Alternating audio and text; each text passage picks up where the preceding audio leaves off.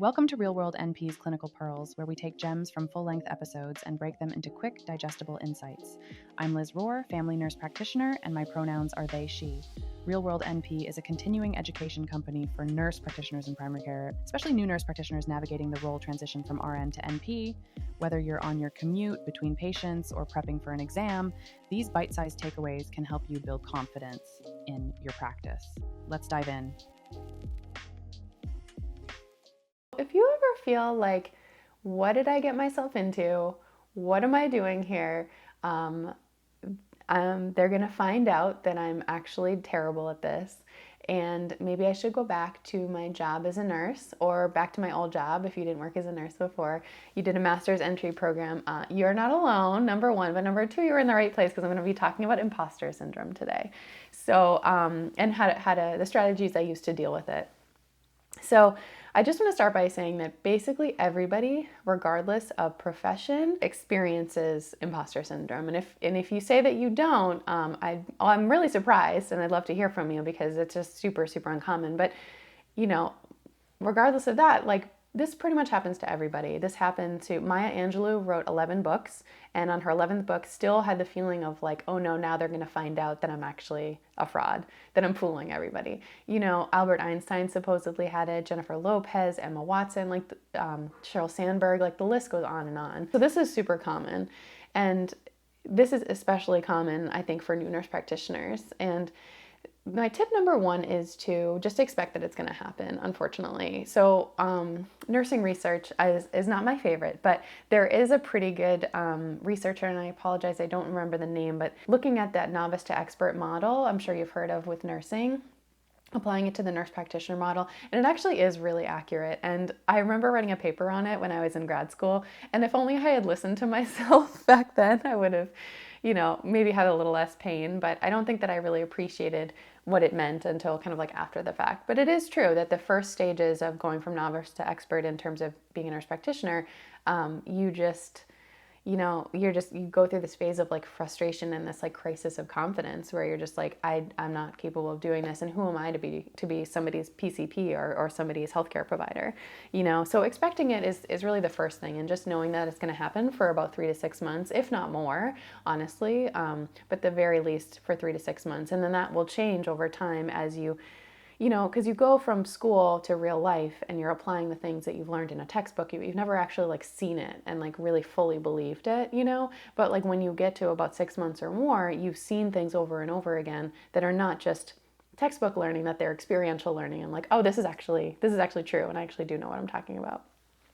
So the next thing that I find really helpful personally is that when you feel this sense of imposter syndrome, like you're fooling people and that you're actually terrible, it's very inwardly focused. And when you do that, it's hard not to feel consumed by that feeling. And so when you change the lens from focusing on yourself to your patients, to the staff that you work with, focusing on in an active service, how can you be of service, and how are you already being of service, changing that focus can really be helpful in alleviating those feelings. The next thing is to have a support system, and so this is great if you can find this in nurse practitioner colleagues that you have at your current job, or NP students that you went to school with, or friends and family also, more, hopefully more the nurse practitioner and nurse practitioner students that you went to school with, because they get it. But just somebody that you can call, or some people that you can call when you're feeling that way of what, I'm just the worst, I'm really terrible, and calling them and just having them help reassure you that you're not actually terrible, and giving you reasons why, giving you evidence. And that kind of tied into that is, if you have your binder of resources, if you have an awesomeness binder of your own kind of collection of reasons why you're not actually terrible. So notes from patients, papers, or feedback from professors, feedback from when you were a nurse, things like that. If you can kind of put evidence together of why you're not a fraud and why you're not fooling people and why you're actually, good at what you're good at, that can be really reinforcing in terms of breaking away from those thoughts and feelings. And it might sound a little bit cheesy, but my second to last tip is to congratulate yourself, because doing something that's challenging, stepping outside of your comfort zone, is going to cause you to have imposter syndrome. So if you have imposter syndrome, that means that you're taking the really courageous steps it takes to go move towards your dreams. And that's no small feat. And so that's something that you should really, just recognize that you're pretty awesome that you're doing that in the first place, because you could stay in your comfort zone, you could stay comfortable, you could be doing things that are not moving you forward in the direction you want to go, but you are. So congratulations. And my last thing that I want to say is it's a quote from Marie Forleo, and I'm not sure if you're familiar with her, but she's wonderful. And she has this belief that I've adopted in my own life, and I encourage you to adopt it as well. And the quote is that when you're not sharing your gifts with the world, you're stealing from those who need it most. Like, not just they're missing out or it would be great. Like, no, you're stealing because, and I don't mean that in a guilt. This is not supposed to be like a guilt-ridden way, right? But like, it's encouragement because, when things that are our gifts are usually things that we're good at that we don't even realize are a gift because it's just come so naturally to us. And it takes courage to share that with the world. Reframing it as like, what, this is an awesome thing and it's something that we need to do.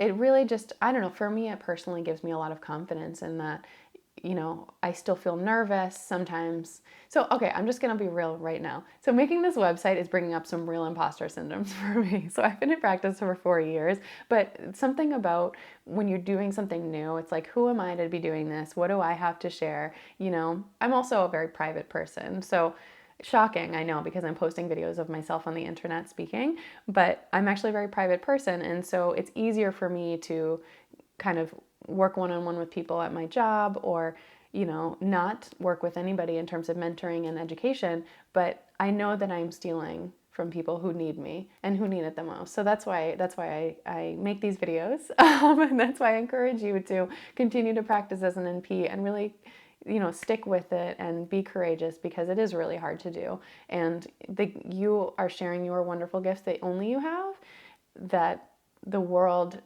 both individual patients, but also the world is going to benefit from. So those are all my tips. Enjoyed this clinical pearl? There's even more valuable insight in the full episode. Click the link in the description to hear the complete discussion, packed with practical tips to strengthen your skills and confidence as a nurse practitioner. Don't miss it. And if you found this helpful, be sure to like, subscribe, and share with your fellow NPs so we can keep learning together.